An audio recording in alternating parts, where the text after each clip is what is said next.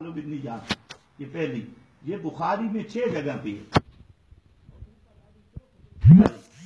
اور 6 کی 6 جگہ اس کے لفظ اور ہیں، یہاں اور ہیں وہاں لفظ اور ہیں۔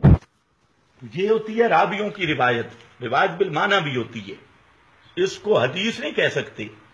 ہاں اس کو دیکھیں گے کہ واقعتاً یہ رسول پاک کا فرمان ہے یا نہیں، اور کتب اصول حدیث سب کے اندر یہ درج ہے کہ سارے راوی ثقہ ہوں، سند متصل ہو، لیکن اگر کتاب اللہ کے مقابل آ گئی وہ رسول پاک کی حدیث نہیں سمجھی جائے گی، کیونکہ اللہ کے رسول کبھی قرآن کے خلاف کر سکتا نہیں۔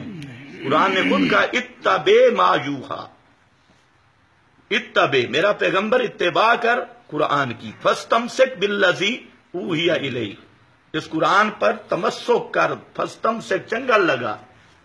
اور اہل حدیث جو روایتیں پیش کرتے ہیں صحیح قرآن کے خلاف، اب وہاں یہ تاثر ملتا ہے، یہ اہل حدیث کا دعویٰ ہے کہ رسول پاک صلی اللہ علیہ وسلم نے قرآن کے خلاف کیا۔ مثلاً کون سی ہے؟ یہ مسئلہ میں بتا رہا ہوں، ایک مثال میں نے دے دی، وہ شک والی، نبوت میں شک والی۔ دوسری مثال میں نے دے دی، نبوت میں شک کیسے؟ یعنی ابھی جو میں نے پہلے بیان کیا تھا، کیوں پھر بیان کروں؟ وہ جو میں نے کہا کہ آمن الرسول بما انزل الیہ من ربی، یاد ہے؟ جی انا اول المسلمین، یاد ہے؟ جی کہ وہی پر سب سے پہلا ایمان رسول کا ہوتا ہے، جب کہ روایت میں آ رہا ہے کہ رسول پاک کو اپنی نبوت میں شک تھا اور کئی دفعہ آپ نے اپنے آپ کو پہاڑ سے گرانے کی کوشش کی۔ اب سمجھے میری بات، اس کی تحقیق کریں، ٹھیک، آپ سے خیرخواہی کی نسبت سے میں کہہ رہا ہوں۔ صحیح۔ اچھا، نہ آپ کی بےزتی کرنا مقصود ہے، میں آپ کو شاباش دیتا ہوں، داد دیتا ہوں کہ غیر مقلد مولوی میرے سامنے بیٹھنے کے لیے تیار نہیں ہوتے، اور آپ کو اللہ نے ایسی جرت دی کہ آپ میرے سامنے بیٹھ گئے، تو یہ تو میں آپ کو شاباش دیتا ہوں۔ اچھی بات ہے۔ اچھا اگلی بات، جی میں بھی دیکھا ہو جو مناظرہ، اچھا چلو کر لیتے ہیں، ہاں پھر اچھا وہ بھی کرتے ہیں۔ اب مسئلہ یہ ہے، حضرت والے مناظرے کی بھی بات کرتے ہیں، اس کے بھی قرض باقی ہے۔ اچھا ابھی نیا تازے بھی قرض ہے، ابھی طالب الرحمان سے جا کے پوچھو، اس کے پاس ہماری ساری شرائط وغیرہ سب لکھی ہوئی ہے، 3 مہینے ہو گئے ابھی تک ڈیٹ نہیں دے رہا۔ ویڈیو بنی ہے تو ہمیں دے دینا تاکہ ہم ابھی تک ڈیٹ نہیں دے رہا، ویڈیو تو تب بنے گی سامنے آئے گا، تو ابھی تک وہ ڈیٹ نہیں دے رہا۔ وہ تو سر جی آپ سامنے گئے تھے، اس کی تو ویڈیو بنی ہے، نیٹ پہ پڑی ہے۔ ہاں ہاں بالکل، تو اس میں کیا ہوا؟ اس میں آپ نے عقائد علماء دیوبند کے مناظرے پہ کیوں نہیں اس کی تعریف لا کی؟ حول، اس کو تو عقائد کا معنی نہیں آتا تھا، میں نے اسے پوچھا عقائد کون سے کفریہ شرک کے بعد، چلو درمیان میں آ گئی وہ، اس لین کو چھوڑ کے اسی کو میں حل کر دیتا ہوں۔ طالب الرحمان سے میری گفتگو ہوئی، وہاں ریکارڈ موجود ہے، ویڈیو، آپ دوبارہ جا کے سنیں۔ صحیح۔ طالب الرحمان نے کہا کہ عقائد علماء دیوبند کفریہ شرکیہ ہے۔ میں نے 3 باتیں پوچھی، میں نے کہا دیکھیں عقائد کون سے عقائد، ان عقائد کو متعین کریں۔ بس علماء دیوبند کا عقیدہ توحید کا ہے، یہ کفریہ شرکیہ ہے۔ علماء دیوبند کا عقیدہ ہے کہ اللہ کے سوا کوئی عالم الغیب نہیں، کوئی حاضر ناظر نہیں۔ علماء دیوبند کا عقیدہ ہے کہ نبی کریم صلی اللہ علیہ وسلم بشر ہیں۔ علماء دیوبند کا عقیدہ ہے کہ قیامت حق ہے۔ علماء دیوبند کا عقیدہ ہے کہ دین اسلام، کتاب و سنت، آمنت باللہ، اللہ رسول، ملائکہ، ان سب کا وجود حق ہے۔ تو کون سے عقائد کفریہ شرکیہ متعین کریں؟ طالب الرحمان بھی تھا، زبیر علی زئی بھی تھا، آپ پوری ویڈیو دیکھ رہے ہیں، یہ شور ڈالتے ہیں بس جی عقائد۔ میں نے کہا متعین کرو کون سا عقیدہ کفریہ شرکیہ ہے۔ ایک اس ویڈیو میں میں نے کہا تھا کہ بات سن لیں، ویڈیو جو موجود ہے آپ بات سن لیں پھر دوبارہ دیکھیں۔ عقائد کا تعین کرو، ایک۔ دوسرا شرک کی تعریف کرو، شرک کا کس کو کہتی ہے؟ اور تیسرا علماء کی تعین کرو کہ علماء دیوبند سے مراد کیا ہے، کون سے علماء ہے۔ یعنی ہر نقطہ آپ کو کھول کے بتا دیا جائے گا، اس بات پہ ہم آپ بات ہاں ہاں بالکل، وہ تو آپ کے ساتھ بات کر رہے ہیں کہ عقائد کے اوپر۔ عقائد کون سا عقیدہ؟ عقائد میں تو بہت ساری چیزیں آتی ہیں، وہی چیز ہے نا، میں کہتا ہوں دیکھو جب کفر شرک کا حکم ہے، اب بھی میں کہتا ہوں، میں اگر آپ کو کہتا ہوں کہ آپ کا عقیدہ کفریہ شرکی ہے، مجھے متعین کرنا ہے۔ مثلا میں آپ کو بتا رہا ہوں کہ قرآن کہتا ہے پیغمبر کو نبوت میں شک نہیں، تم کہتے ہو شک ہے، میں نے متعین کیا۔ قرآن کہتا ہے کہ موت کے بعد کوئی نہیں سنتے، تم کہتے ہو جوتیاں کی آڑ سنتے ہیں۔ فلاں سنتے ہیں، میں متعین کر رہا ہوں کہ تمہارا یہ عقیدہ قرآن کے خلاف ہے۔ اب ان کو چاہیے تھا، میں نے ان سے 3 سوال کیے، آپ اب تک ادھار ہیں، ابھی تک زندہ ہے طالب الرحمان، اب بھی متعین کر دے۔ میں نے کہا عقائد کون سا عقیدہ کفریہ شرکیہ ہے؟ ایک، پوری گفتگو میں متعین نہیں کر سکا۔ دوسری بات میں نے پوچھی، ان علماء کے نام لکھو جن پر تو نے کفر اور شرک کا فتویٰ لگایا، کس کے سالب کا عقیدہ ہے؟ تو کبھی کہتا ہے جنہوں نے دیوبند بنایا، تو میں نے کہا بنایا تو مستریوں نے، مدرسہ بنایا فلاں، ان کو متعین کرو۔ جنہوں نے مسلک بنایا، مسلک علماء دیوبند کوئی مسلک نہیں، یہ بھی غلط بات مسلک ہے، مسلک نہیں ہے۔ میں کہتا ہوں دیوبندی کوئی مسلک نہیں، بریلوی کوئی مسلک نہیں، یہ تو تمہارے مولویوں کی باتیں ہیں۔ میں سب سے بڑا دیوبندی ہوں، لیکن میں کہتا ہوں دیوبندی کوئی مسلک نہیں۔ بات سمجھو، دیوبند ایک مدرسے کا نام ہے، دیوبند میں تو ہندو بھی رہتے ہیں، شہر ہے یو پی دیوبند انڈیا کا۔ دیوبند تو پڑھے ہو؟ ہاں، میرے سب اساتذہ فضلائے دیوبند ہیں، اچھا، دیوبند کے فاضل ہیں۔ تو ستا نہیں پڑھا ساجی؟ میں نہیں پڑھا، لیکن پڑھا ان سے ہے جو دیوبند کے فاضل ہیں۔ تسی استاد جی کے جو دیوبندی ہو گئے، مطلب دیوبندی تسی کس بس لوگ نہ ہویا تو پھر دیوبندی کس نو اقسا دیوبندی اس دیوبندی اساتذہ شاگردہ ہوں دس ٹھیک، مشرب دیوبندی، مسلک اور مشرب میں فرق ہے۔ مشرب دیوبند ہے، دیوبند کوئی مسلک نہیں، صحیح، صاف بات ہے۔ درمیان میں بات جب چلائیں گے تو بات نکلتی جائے گی۔ اب میں نے اس سے پوچھا کہ علماء دیوبند کو متعین کرو، کون سے علماء دیوبند؟ تیسری بات میں نے اس سے کہی کہ شرک اور کفر کی تعریف کر، شرک کس کو کہتی ہے؟ پوری ویڈیو دیکھ لے۔ اب بھی طالب الرحمان زندہ ہے، اب تک طالب الرحمان نے ان 3 سوالوں کے جواب نہیں دیے۔ اسی مقام پہ زبیر علی زئی نے لکھا، وہ بھی ویڈیو میں، زبیر علی زئی نے لکھا وحدت الوجود، عقیدہ وحدت الوجود، یہ بلکہ طالب الرحمان نے لکھا اور زبیر علی زئی نے اس پہ دستخط نہیں کیے۔ آپ دوبارہ ویڈیو دیکھ لیں۔ اس میں نے کہا کہ اپنے صدر سے، اپنے مناظر سے دستخط کراؤ، مناظر دستخط نہیں کیا۔ پھر اس نے بات کی کہ صادق کوہاٹی، یہ پچھلے مناظرے میں آپ کے ساتھ تھا، الحمدللہ اہل حدیث ہو گیا۔ تو میں نے طالب الرحمان کو کہا کہ اس کو تو نے بیٹی کا رشتہ دیا، اگر کوئی اور تیری بیٹی ہے تو اور بھی ساتھی تیار ہے۔ تو جب یہ بات کی، آپ نے سنی ہے نا، جب یہ بات کی تو 2-4 ساتھی ادھر بیٹھے تھے رنڈے شنڈے، انہوں بولے جی ہم بھی تیار ہیں، اہل حدیث بنتی ہیں۔ تو طالب الرحمان وہاں گرا، آخر میں سی ڈی میں گرا ہوا ہے، اس کو پانی پلا رہے ہیں، اور جہاں پر مناظرہ ختم ہو گیا۔ یعنی دیوبندی جتنے بھی ہیں، مطلب کوڑیا سے موڑے حدیث ہوئے نا، کوڑیاں سے دیوبندی نا، رنڈے میں آ کے رنڈے دیوبندی یعنی رنڈے دیوبندی موڑے حدیث ہوئے نا، حدیثاً یا لا مذہبن جو بھی ان بارہ لوگ طالب الرحمان دی کوڑیا سے لا مذہب استاد جی وہ ہونا نا کہ جڑا بندہ بھائی مسلک کوڑیا سے اپنا مسلک چھوڑے، دیوبندی دی ضمانت بھی نہیں، کسی اہل حدیث کی بھی نہیں۔ بالکل بات سمجھو، بالکل، اگر اس طرح چل رہا ہے نا تو میں پھر آپ کو اہل حدیث وہ دکھاتا ہوں کہ آپ پھر کانوں کو ہاتھ لگائیں گے۔ اس طرف چلنے کی ضرورت نہیں، واپس آ جا۔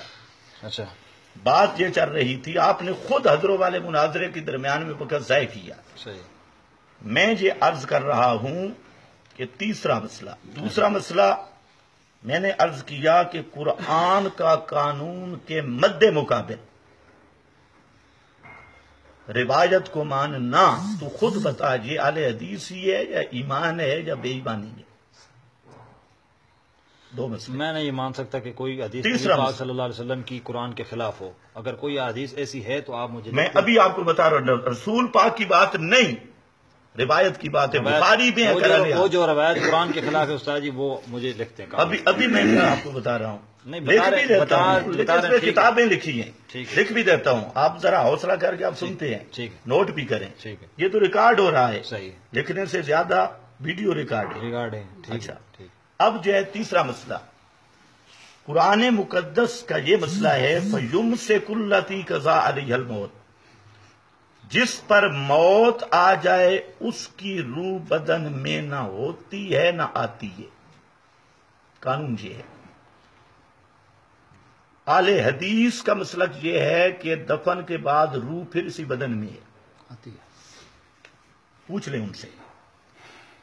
اب قرآن کہتا ہے نہیں ہے روح اس بدن میں، فَيُمْسِكُ الَّتِي كَظَهَرِ الْمَوْتِ إِنَّكُمْ بَعْدَ ذَلِكَ لَمَيِّتُونَ ثُمَّ إِنَّكُمْ يَوْمَ الْقِيَامَةِ تُبْعَثُونَ اچھا وَإِذَا النُّفُوسُ زُبِّجَتْ ٹھیک نفخ ثانیہ پر قرنت الارواح بأجسادها ربنا امتنا سنتين وأحييتنا سنتين ٹھیک كنتم امواتا فأحياكم ثم يميتكم ثم يحييكم ثم الیہ ترجعون حضرت عبداللہ ابن مسعود حضرت عبداللہ ابن عباس دونوں صحابی رسول کے وہ یہی فرماتے ہیں کہ اس سے یہی مراد ہے دو زندگیاں دو موتیں، ایک زندگی دنیا والی، پھر موت روح جسم سے جدا ہو گئی اور پھر قیامت کے دن روح جسم کے اندر آئے گی. جبکہ اہل حدیث بطور مذہب کے ان کا یہ عقیدہ ہے کہ ان کی مرنے کے بعد ہر مردے کی روح اس کے جسم میں ہوتی ہے. عذاب قبر نہ تو مطلب عذاب قبر انکار کرنا. عذاب قبر کا منکر کافر ہے. اچھا لہٰذا روح کا انکار کر رہا ہوں اور میں نہیں کر رہا، قرآن کر رہا ہے. اچھا میں نے آپ کے سامنے اپنی بات عذاب قبر نے تو سکھایا لو. عذاب قبر بالکل قائل ہے. ٹھیک ہے عذاب قبر کا منکر تو کافر ہے. صحیح ہے. لیکن جو روح کو اس بدن کے اندر مانتا ہے وہ بھی کافر ہے. میں اہل حدیث ہوں. ہاں میں اہل حدیث ہوں لیکن میں نہیں مننا. تو نہیں مانتا. جو اہل حدیث کا قائل ہے مسلمان ہے یا کافر ہے؟ میں اس ان پڑھ آدمی نہیں ہے. تو اتنا پڑھا لکھا آدمی ہے کہ تو ائمہ اربعہ سے بڑا عالم ہے. اتنا بڑا عالم امام شافعی امام مالک امام احمد سے تیری تحقیق بڑی ہوئی ہے. امام صاحب میں تو سنی جوتی نہیں کھا دینا ہوا لیکن مسئلہ یہ کچھ ساجی مسئلہ حق نہ پوچھنا اس میں تو کو آیا. تم کہو الحمدللہ کیونکہ اللہ نے تمہیں اماموں سے دور کر دیا. کہو الحمدللہ. اور قرآن حدیث کے اتنے بڑے عالم جس کو کسی امام کی بھی ضرورت نہیں کوئی تحقیق کی بھی. آگے چلو. اچھا ایک منٹ میں چھوٹی مثالیں پوری ہونے. 3 مثالیں میں نے آپ کو دی، اس پہ غور و فکر کر. اسی طرح قرآن کریم کا مسئلہ جی آپ نے کہا نا کہ آپ مثال پیش کریں. آپ کا مطالبہ ہے کہ آپ نے یہ بات کی ہے. مثلاً آپ بتائیں قرآن کریم کا یہ مسئلہ ہے. اللہ تعالیٰ فرماتے ہیں لا تازر و بازرۃ وزر اخری، کوئی کسی کا بوجھ نہیں اٹھائے گا. جبکہ اہل حدیث مولوی سے پوچھنا، اہل حدیث کہتے ہیں قیامت کے دن جہنم نہیں بھرے گی. اللہ تعالیٰ اس وقت ایک مخلوق پیدا کرے گا اور اس کو جہنم میں ڈال دے گا، تب جہنم بھر جائے گی. سمجھے کتنے ہو گئے؟ 4. 5واں مسئلہ کہ زمان فطرت کے لوگ ان پر جنتی یا جہنمی ہونے کا کوئی حکم نہیں لگ سکتا. زمان فطرت کے لوگ، زمان فطرت سے مراد حضرت عیسیٰ کے آسمانوں پر جانے کے بعد آپ کے اعلان نبوت تک یہ جو لوگ ہیں ان پر جہنمی یا جنتی جو شرک جن سے ثابت نہیں کوئی حکم نہیں لگ سکتا. اہل حدیث کا مذہب ہے کہ نبی کریم صلی اللہ علیہ وسلم کے والدین جہنمی ہیں، آپ کی امی ابا دونوں جہنمی ہیں. اور اہل حدیث کا یہ مسئلہ قرآن کے صریح خلاف ہے. قرآن کہتا ہے دنیا کا عذاب بھی اللہ تعالیٰ اس وقت تک نہیں دیتا حتیٰ نبعث رسولا، جب تک رسول بھیج کر اتمام حجت نہ ہو دنیا کا عارضی عذاب بھی نہیں ہوتا. اور اہل حدیث اس کو بطور مذہب کے لیتی ہیں کہ آپ صلی اللہ علیہ وسلم کا والد اور والدہ معاذ اللہ جہنمی ہیں، اور ان کی بنیاد وہ مسلم کی خبر واحد ہے، مسلم کی روایت ہے. ہم کہتے ہیں روایت کو پیچھے کرو، کتاب اللہ کے مقابل خبر واحد نہیں چل سکتی.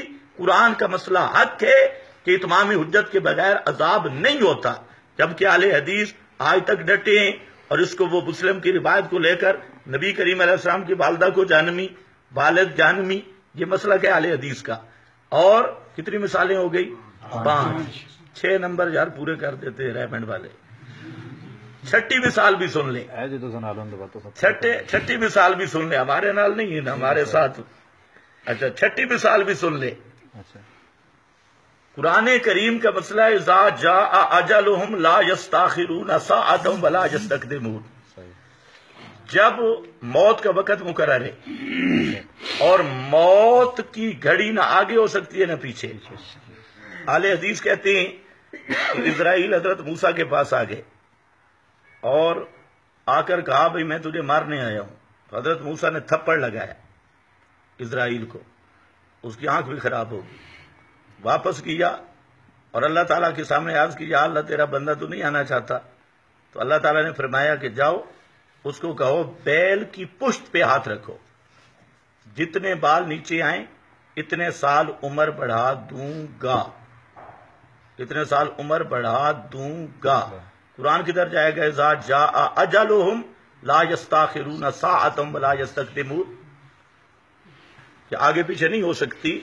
تو میں آپ کے سامنے یہ عرض کر رہا تھا کہ سب سے پہلے اصول پہ بات ہے. ہمارے نزدیک سب سے مقدم کتاب اللہ ہے، یہ بات میں سمجھا رہا تھا. اور روایت کے بارے میں قانون کیا ہے؟ روایت ابھی میں حدیثیں پیش کروں گا، وہاں آپ اور میرا جھگڑا ہوگا. آپ کہیں گے جی حدیث ضعیف ہے، میں کہوں گا صحیح ہے. آپ ایک حدیث کو کہیں گے صحیح ہے، میں کہوں گا ضعیف ہے. لیکن اس کا کوئی معیار متعین ہونا چاہیے کہ حدیث صحیح کا معیار کیا ہے اور ضعیف کا معیار کیا ہے. اصولی بات ہے نا. مسائل سے پہلے دیکھیں میں نے بھی حدیثیں پیش کرنی ہے، آپ بھی کہیں گے میں حدیثیں پیش کرتا ہوں لیکن انشاءاللہ کر نہیں سکیں گے. تو پھر اگر دل میں ہو، لیکن پہلے یہ معیار متعین کریں کہ ایک فرقہ اہل حدیث بھی حدیثیں پیش کرتا ہے اور دوسرے اہل سنت بھی حدیثیں پیش کرتی ہیں، شافعی، مالکی، حنبلی، حنفی، یہ بھی سب حدیث پیش کرتی ہیں. لیکن اب یہ مسئلہ یہ ہے کہ وہ ان کی حدیثوں کو ضعیف کہتی ہیں، یہ ان کی حدیثوں کو ضعیف کہتی ہیں. اب اس کا معیار کیا ہوگا؟ تو آپ کا کیا معیار ہے؟ میں اپنا معیار بتاتا ہوں، آپ کا معیار کیا ہے؟ حدیث صحیح کون سی ہوتی ہے تاکہ اس معیار پہ ہم آگے چلیں.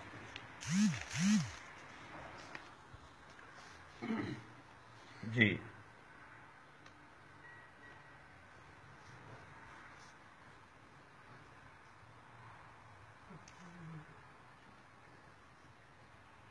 کیا ہے؟ سفیان بن عیینہ کا بھی تو بات چھڑی نہیں ہے. یہ بات میں سارا کچھ کرتے انشاءاللہ بڑے حوصلے کے ساتھ. جو آپ کے سوال ہوں گے سب کے جواب دوں گا. میں ذرا بنیاد مضبوط کر لوں تاکہ ان کو مسئلہ سمجھ آئے. اب حدیث صحیح کس کو کہیں گے، ضعیف کس کو کہیں گے؟ جی مولانا. میں کو مولانا میں تو میں ان پڑھ آدمی. دیکھو آپ آخر گفتگو کرنے بیٹھے ہیں جی، تو حدیث کا یہ معیار ہونا چاہیے کہ صحیح کس کو کہتے ہیں، ضعیف کس کو کہتے ہیں. نہیں پتا استاد جی. اچھا میں آپ کو بتاتا ہوں. حدیث کی صحت کی چند شرائط ہیں اصولی. صحیح. ایک تو ہے کہ سب راوی سکہ ہوں، سچے ہوں، کوئی راوی جھوٹا نہ ہو، کذاب نہ ہو. صحیح. دوسرا یہ ہے کہ راوی ایسے ہوں جن کا حافظہ بھی صحیح ہو. صحیح. تیسرا یہ ہے کہ وہ راوی جو ہیں وہ جو اوپر اپنے استاد سے نقل کر رہے ہیں ان کی ملاقات اور شاگردی بھی ثابت ہو. چوتھا یہ ہے کہ وہ جو روایت بیان کر رہے ہیں درمیان میں کوئی راوی چھوٹا ہوا نہ ہو، سارے راوی متصل ہوں، روایت متصل ہو. اور پانچواں یہ ہے کہ روایت قرآن کے مخالف نہ ہو. سارے راوی صحیح ہوں لیکن اگر وہ روایت قرآن سے ٹکرا گئی وہ رسول کا فرمان نہیں سمجھا جائے گا، وہ راویوں کی گپ ہے، وہ پیغمبر کا فرمان نہیں. ہمارے ہاں یہ طریق دوسرا. تیسرا کہ روایات میں جہاں تعارض آئے گا، اختلاف آئے گا، تو وہاں پر ہم سب سے پہلے قرآن کو دیکھیں گے کہ جو روایت قرآن کے زیادہ موافق ہوگی اس کو ہم لے لیں گے،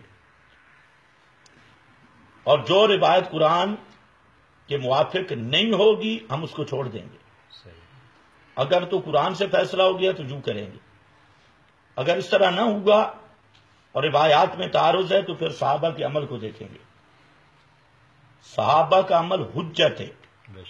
بے شک تو کہہ رہا ہے اہل حدیث نہیں مانتے. صحیح ہے. صحیح. وہ نہیں مانتے. صحابہ کرام کوئی عمل بھی نبی پاک صلی اللہ علیہ وسلم نے طریقے تو ہٹ کے نہیں کیتا سی. یہ پھر کہتے ہیں حجت نہیں ہے. اہل حدیث سے پوچھ لے. دیکھو آسان اصول کی بات ہے. اہل حدیث کے ہاں صحابہ کا عمل حجت نہیں، اور اہل حدیث کہتے ہیں صحابہ نے نبی کے خلاف کیا، مثلا 3 طلاقیں ہیں، تو اہل حدیث کہتے ہیں حضرت عمر نے 3 طلاقیں نافذ کی، کہتے ہیں کہ نہیں کہتے؟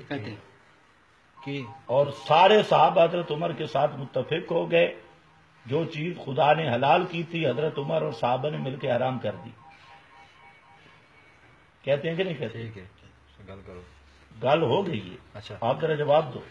جواب اس نے یہ استاد جی، جو ماں جس طریقے سے انہوں نے بھائی دسا، جس طریقے سے ماں کو سنا، اس طریقے اس نے جواب یہ ہے کہ یار حضرت عمر رضی اللہ تعالیٰ عنہ نے پہلے دور خلافت میں 2.5 سال بھی وہی مطلب شریعت حکم ہے، لیکن حضرت عمر رضی اللہ تعالیٰ نے وقت حاضر تک کہ وہ قانون بڑھایا، ٹھیک ہے، تے کچھ احناف جڑے اس احناف شناف چھوڑ، میں بھی اتنا احناف شناف نہیں کر رہا، قانون جڑا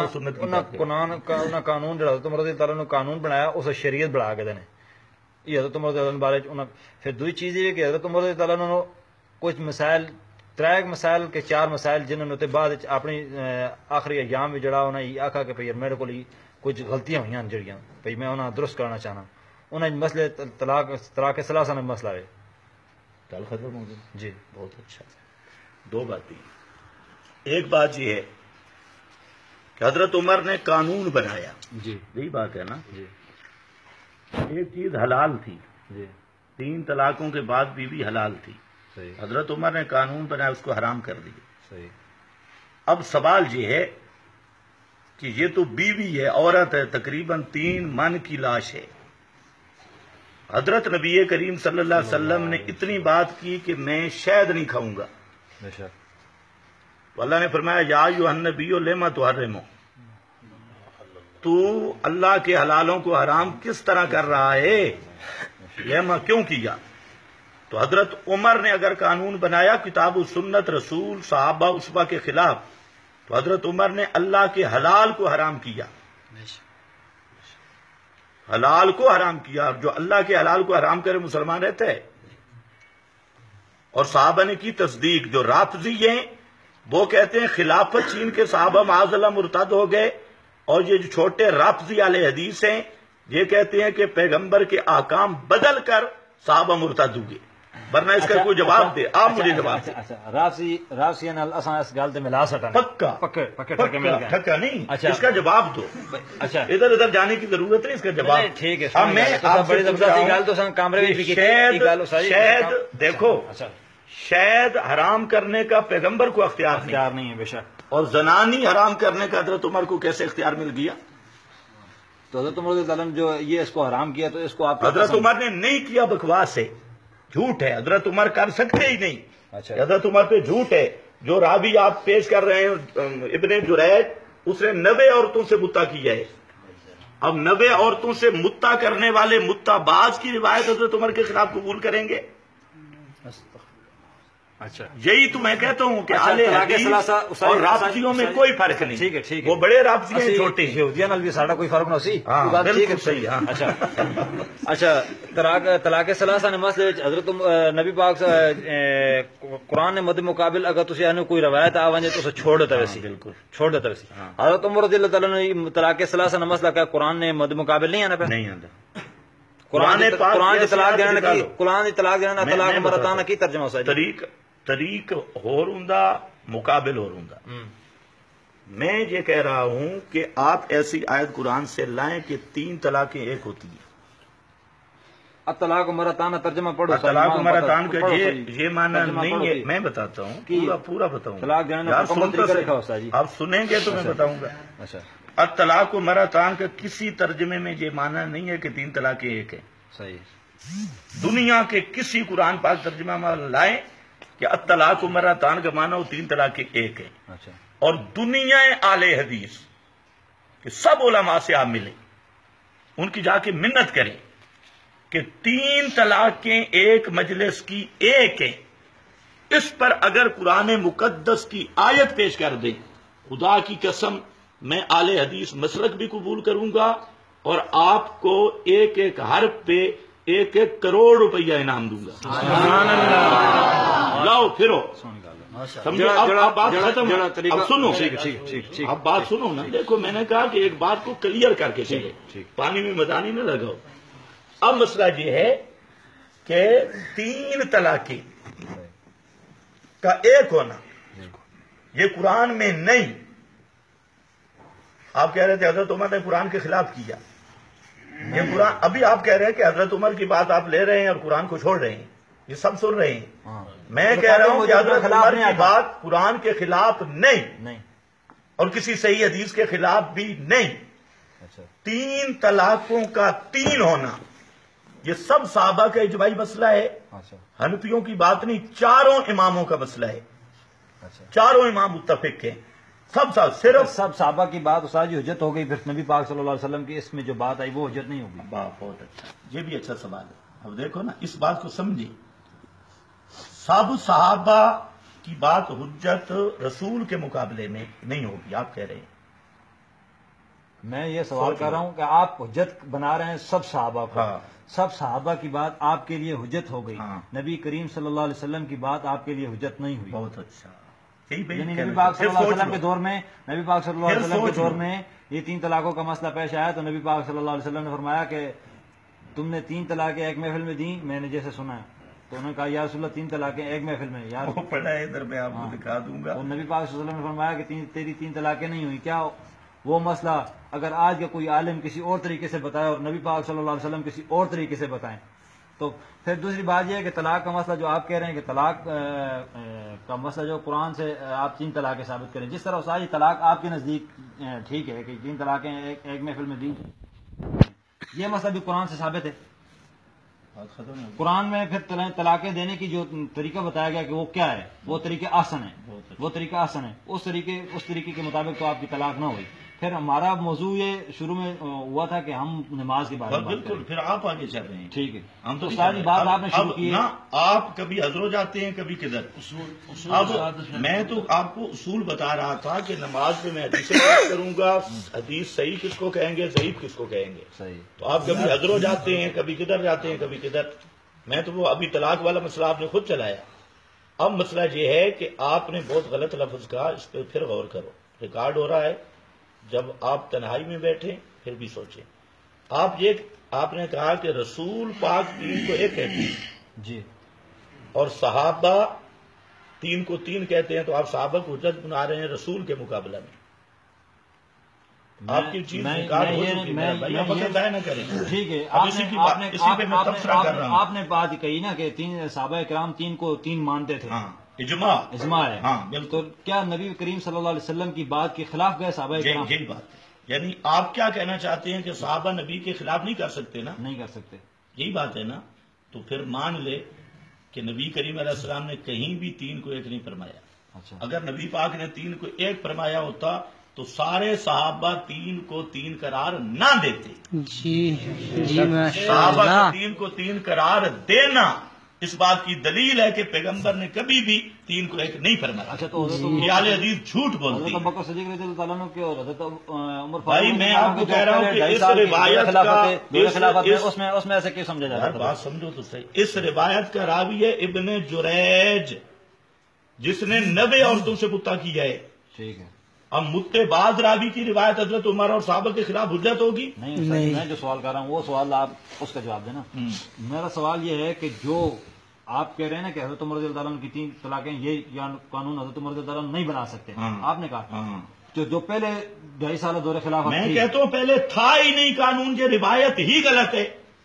ابن جریج راوی ہے 90 عورتوں سے متع کیا، اس دوران جو صحابہ کرام جو صحابہ کرام کو جو مسئلہ پیش آیا تو صحابہ کرام 3 کو 1 مانتے تھے، وہ ان کو آپ کس کھاتے میں لگائیں گے؟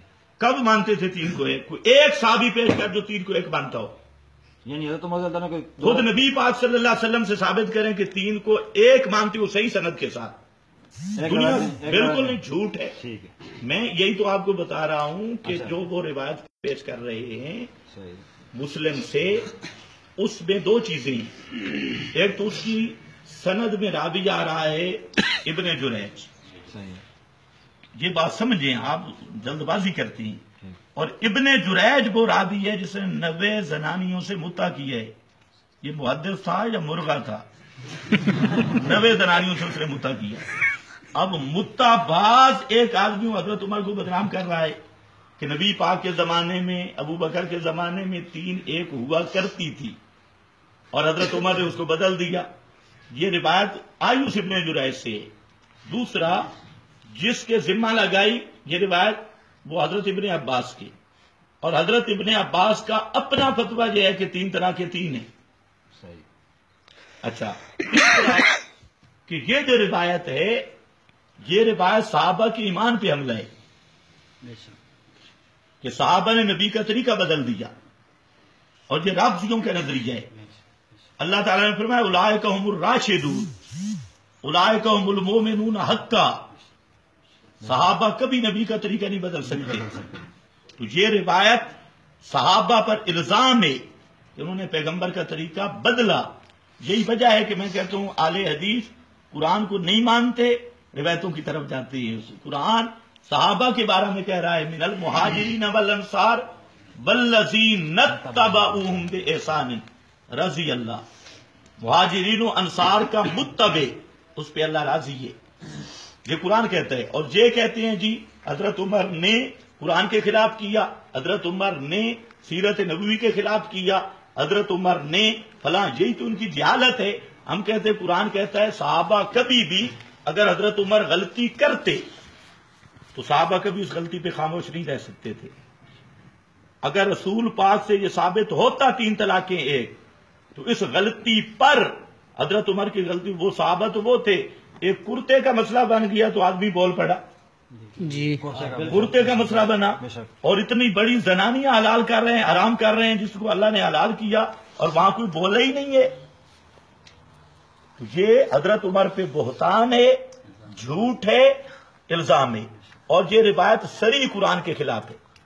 آپ جو یہ سمجھے ہوئے تھے نا کہ حضرت عمر کا فیصلہ قرآن کے خلاف ہے، آپ جو ابتدان کہہ رہے تھے کہ قرآن 3 کو 1 کہتا ہے، تو میں کہتا ہوں قرآن نے 3 کو 1 کہیں نہیں کہا. آپ تحقیق کر لیں. اور حضرت عمر کا یہ فیصلہ کتاب و سنت کے عین مطابق ہے، کتاب و سنت کے خلاف نہیں. اب اس روایت کا بھی صحیح بیان بھی موجود ہے، اور وہ یہ ہے، بات سنیں، عام طور پہ لوگوں کی عادت یہ تھی کہ آپ کے زمانے میں یا ابو بکر صدیق کے زمانے میں لوگوں کی عادت تھی کہ وہ 1 یا 2 طلاقیں دیتے تھے. اور حضرت عمر کے زمانے میں جب دوسرے علاقوں والے مسلمان ہوئے تو وہاں پر ان کی عادت میں چینج آ گئی. انہوں نے 3 کہیں، لیکن 3 کا نافذ کرنا بخاری بھی موجود ہے. آپ کے سامنے ایک صحابی نے 3 طلاقیں کہیں تو فرمایا فَأَنْفَذَهُ، آپ نے 3 نافذ کر دی. اور اس پر تو بے شمار احادیث ہیں. حضرت حسن رضی اللہ تعالیٰ عنہ، اب بات سمجھنا، حضرت حسن کی بیوی تھی، حضرت دارقطنی میں بھی موجود ہے اور کتب حدیث میں. حضرت حسن جب حضرت علی شہید ہوئے تو حضرت حسن کو بیوی نے آ کر مبارک دی، خلافت کی. حضرت علی کے بعد حضرت حسن خلیفہ بنے تو بیوی نے مبارک دی، کس کی؟ خلافت کی. تو حضرت حسن نے بیوی کو 3 طلاقیں دی. اس نے کہا میرے باپ کی شہادت کی خوشی پہ موت پر تو مجھے مبارک دینا چاہتی، میرا باپ فوت ہوا ہے تب میں خلیفہ بنا ہوں. خیر، وہ عدت گزار کے چلی گئی. حضرت حسن نے قاصد بھیجا، اس کا سامان حضرت حسن کے پاس رہ گیا تھا. قاصد بھیجا کہ جی اس کو سامان دے کے آؤ.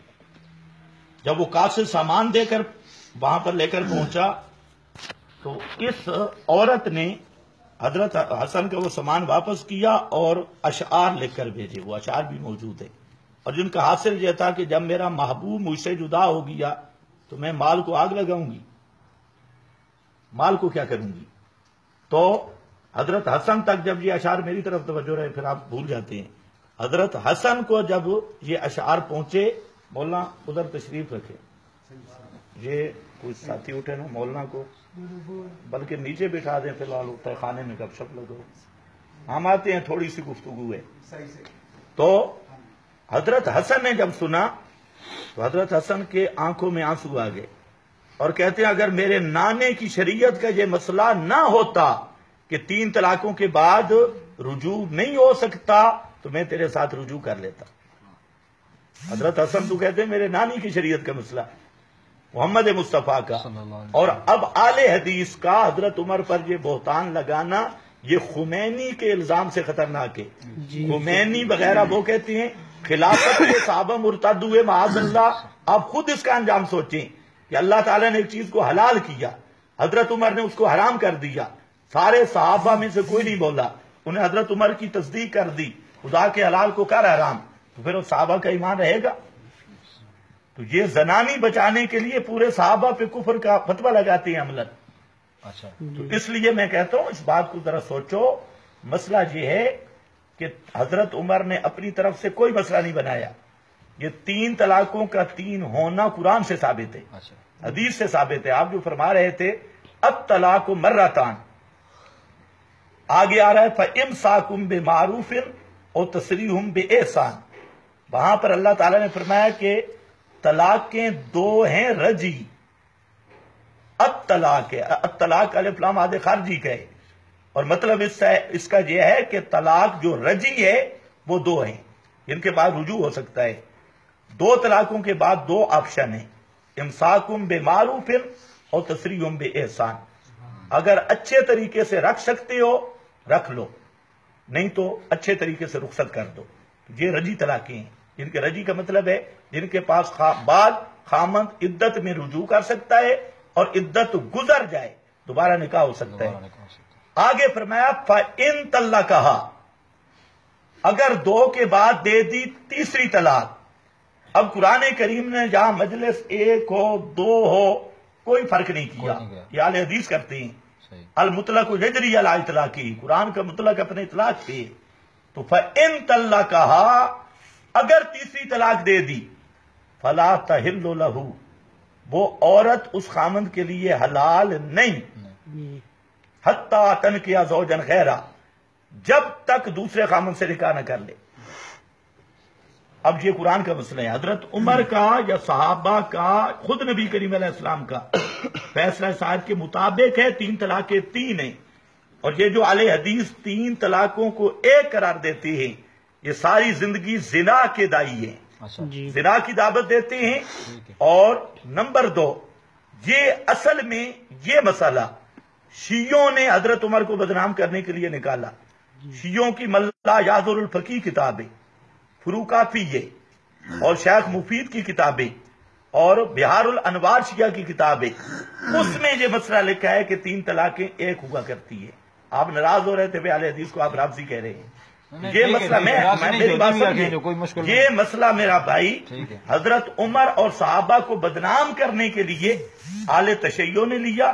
3 طلاقیں ایک ہیں، اور اس لیے میں نے کہا کہ اس روایت میں جو راوی ہے وہ بھی 90 عورتوں سے متا کر رہا ہے.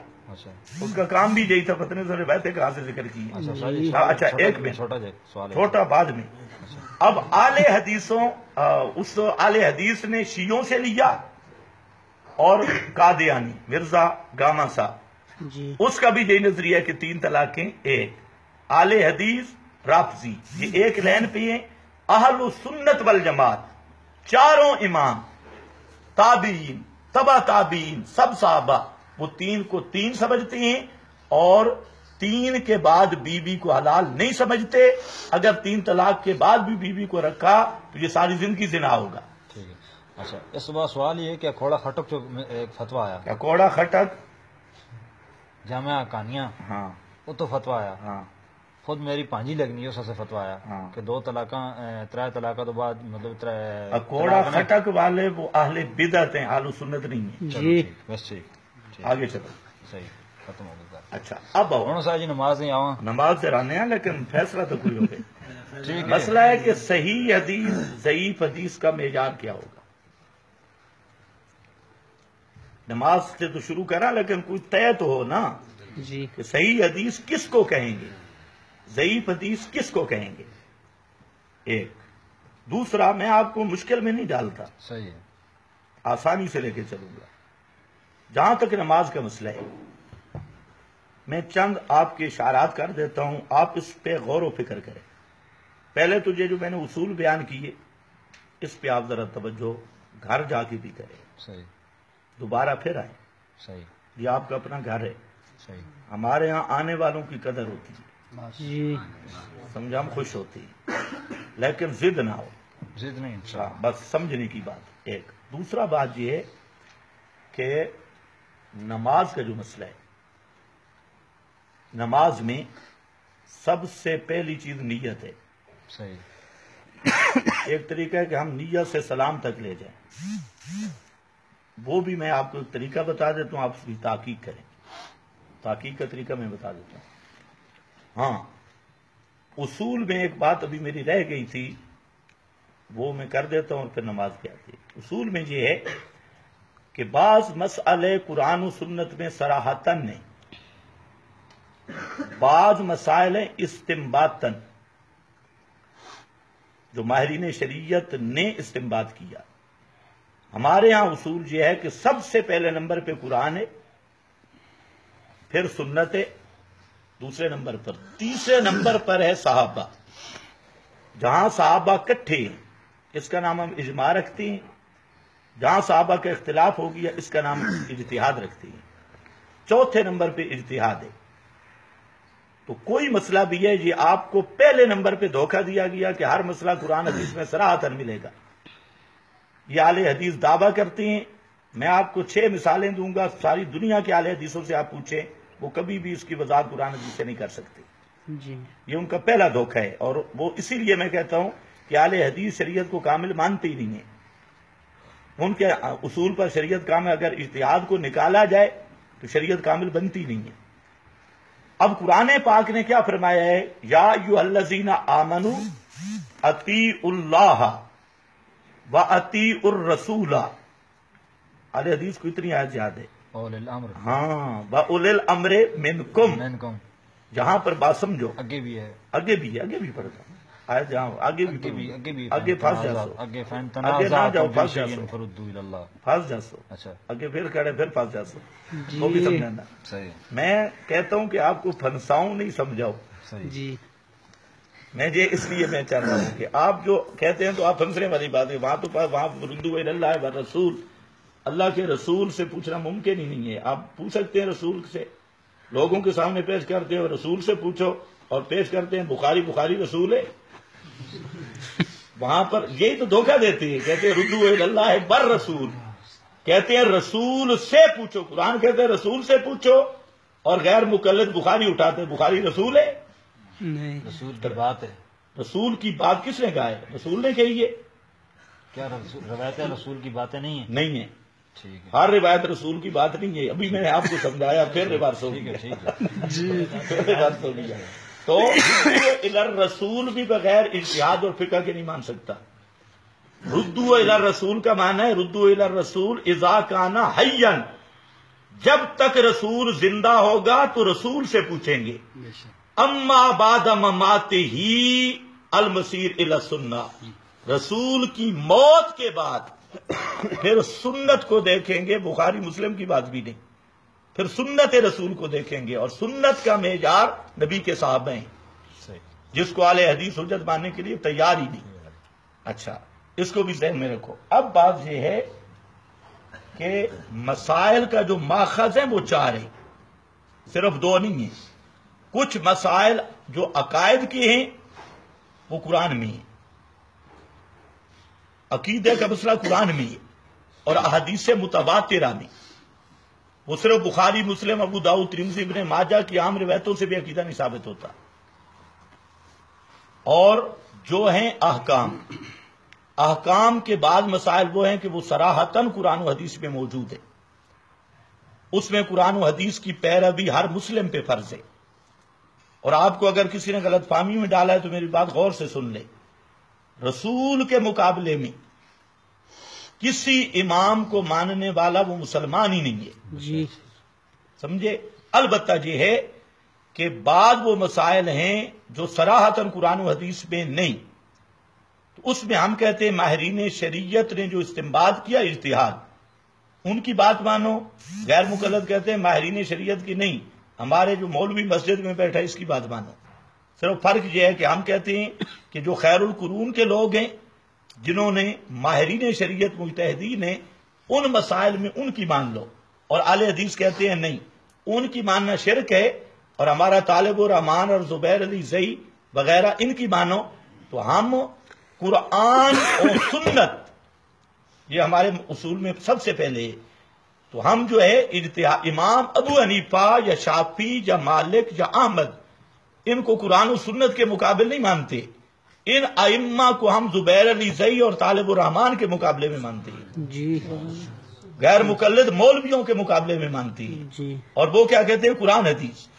اب جو ہے میں آپ کو یہ بتا رہا تھا کہ ماخذ کتنے اصول ہیں؟ 4۔ کتنے اصول ہیں؟ 4۔ قرآن، سنت، اجماع، اجتہاد۔ اہل حدیث کہتے ہیں صرف 2 ہیں، تو ان کا یہ اصول قرآن کے خلاف ہے۔ میں نے آپ کے سامنے پڑھا یا ایھا الذین آمنوا اطیعوا اللہ واطیعوا الرسول واولی الامر۔ اچھا، اولی الامر کون ہے؟ حضرت عبداللہ ابن عباس، حضرت سعید ابن جبیر، حضرت قتادہ، حضرت ربی، حضرت عطا، یہ تابعی اور صحابہ۔ وہ کہتے ہیں اولی الامر سے مراد ہے اولی الفقہ۔ اولی الامر سے مراد کون ہے؟ اولی الفقہ، فقہ والے لوگ، فقہا۔ تو اطیع اللہ میں قرآن کی بات ہے، اطیع الرسول میں سنت کی بات ہے، اولی الامر میں اجماع اور اجتہاد کی بات ہے۔ چاروں اصول اس آیت میں ہیں۔ تو اب جو اہل حدیث کہتے ہیں کہ یہ مسئلہ اس پہ صرف قرآن حدیث پیش کرو، تو یہ سوال ہی قرآن کا انکار ہے۔ بات میری وہ درمیان میں جو شروع کی تھی کہ اہل حدیث کا قرآن پہ ایمان نہیں، جی اب اسی کو آپ دیکھ لیں۔ وہ کہتے ہیں اصول 2 ہیں، میں کہتا ہوں اصول 4 ہیں۔ اب یہ چاروں اصول قرآن سے ثابت ہیں، اور اس قرآن کی آیت کا وہ انکار کرتے ہیں۔ وہ کہتے ہیں کہ اولی الامر سے مراد عمران خان ہے، نواز شریف ہے، زرداری ہے، نواز شریف، زرداری اور عمران خان کی بات مانو تو کوئی حرج نہیں، اور ائمہ مجتہدین کی بات ماننے والا مشرک ہے، اور زبیر علی زئی اور طالب الرحمان کو باپ بنانے والا اور ان کی ہر بات کو منوان تسلیم کرنے والا وہ موحد ہے۔ یعنی یہ الٹی گنگا ہے۔ اب دیکھیں، اب میرا بھائی نماز شروع کرتے ہیں، انشاءاللہ بہت جلدی پڑھا دیتا ہوں۔ جی نماز کا یہ مسئلہ ہے۔ نماز کا ٹائم کیا ہوگا؟ تو نماز میرا خیال ہے پڑھ لیں، نماز کے بعد پھر نماز پڑھتے ہیں۔